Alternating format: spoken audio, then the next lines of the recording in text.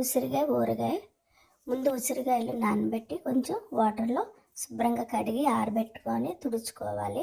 తుడిచినాక ఒక పెనం పెట్టుకొని దాంట్లో ఆయిల్ పోసుకొని ఆయిల్ వేడెక్కాక 1 బై 1 ఉసిరికాయలు వేసుకోవాలి. ఎందుకంటే ఒకేసారి వేసుకుంటే ఆయిల్ చిందుతుంది కాబట్టి మనం ఇలా వేసుకోవాలి. మంచి కలర్ వచ్చాక లో ఫ్లేమ్లో పెట్టి మనం అది వేయించుకోవాలి. మంచి కలర్ చూడండి, ఈ కలర్ వచ్చాక అప్పుడు మనం తీసుకోవాలి. అలా తీసుకొని అన్నీ చల్లారిన తర్వాత అప్పుడు మన కారము, సాల్ట్ అవన్నీ కలుపుకోవాలన్నమాట. ఇప్పుడు నేను 2 గ్లాసెస్ కారం అయితే తీసుకున్నాను. అంటే ఉసిరికాయలు ఎక్కువగా ఉన్నాయి కాబట్టి నేను తీసుకున్నాను. కేజీ ఉసిరికాయలకి 2 గ్లాసెస్ చిన్న గ్లాసుతో తీసుకున్నాను. అలాగే సాల్ట్ వచ్చి గ్లాసున్నర తీసుకున్నాను.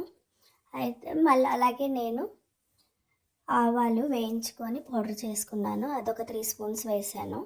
అలాగే మెంతులు వేయించుకొని పౌడర్ చేసుకొని అదొక స్పూన్ వేసాను.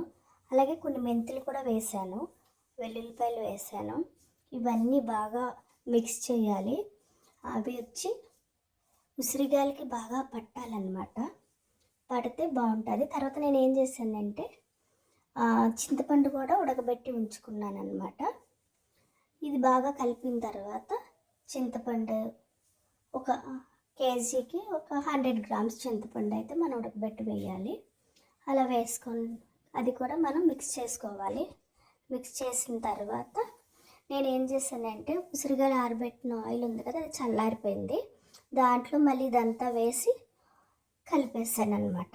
ఇలాగా మంచిగా కలుపుకోవాలన్నమాట. సాల్ట్, కారము, ఆయిల్ ప్లస్ మెంతుల పిండి, ఆవాల పిండి కలిసే వరకు మంచిగా కలుపుకొని మనం ఇలాగ ఆయిల్ పైకి తేలాలి. చూడండి ఏ విధంగా ఆయిల్ పైకి తేలిందో ఉసిరికాయల పైకి.